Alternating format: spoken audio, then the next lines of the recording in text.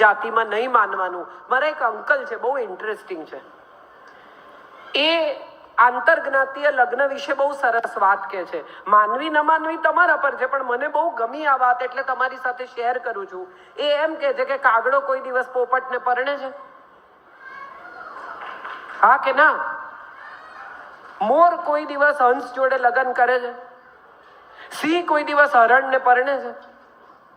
પ્રાણીને પણ ખબર છે કે પોતાના જેવાની સાથે જ ગોઠવાઈ શકાય, તો માણસને કેમ નથી સમજાતું? એ સવાલ તમારા સંતાનોને તમારે સમજાવવાનો છે.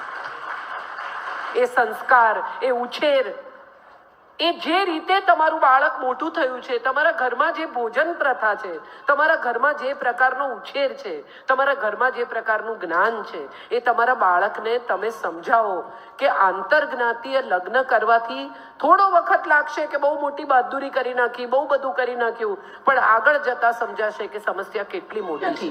કે એણે બીજી જ્ઞાતના છોકરા સાથે લગ્ન કરવાનું નક્કી કર્યું. કિંજલનો વાંક એ છે કે સફળ છે, નાની ઉંમરે સફળ છે, અને માટે એ ચર્ચામાં છે. કેટલીય જ્ઞાતિની દીકરીઓ કેટલાય બીજી જ્ઞાતિના દીકરાઓ સાથે લગ્ન કરતી હોય છે. કિંજલ ચડી છે ચર્ચાના ચકડોળે, કારણ કે એ સક્સેસફુલ છોકરી છે અને નાની ઉંમરે સક્સેસફુલ છે. પોતાની મહેનતથી, પોતાની ટેલેન્ટથી સક્સેસફુલ છે. દુનિયાની દરેક સફળથી ક્યાંક ને ક્યાંક પોતાનો નાનકડો ટેક્સ ચૂકવવો જ પડે છે. હું પણ એનો હિસ્સો છું, અને બીજી કેટલીય સ્ત્રીઓ હશે. એક સ્ત્રી, કિંજલે જે છોકરા સાથે લગ્ન કરવાનું નક્કી કર્યું, ધ્રુવિન શાહ, એક સમજદાર, પ્રેમાળ, સારું છોકરો, એક વ્યવસ્થિત પરિવારમાંથી આવતો, ધાર્મિક અને વ્યવસ્થિત વેલ સેટલ છોકરો. તો એમાં એણે શું ખોટું કર્યું છે? અને ધ્રુવીને ક્યાં જન્મ લેવો એ ધ્રુવીનને પૂછવામાં નહોતું આવ્યું. એ બીજી જ્ઞાતિનો છે એટલો જ એનો ગુનો. આપણે કઈ સ્થિતિમાં, ક્યાં, કઈ દિશામાં જઈ રહ્યા છીએ?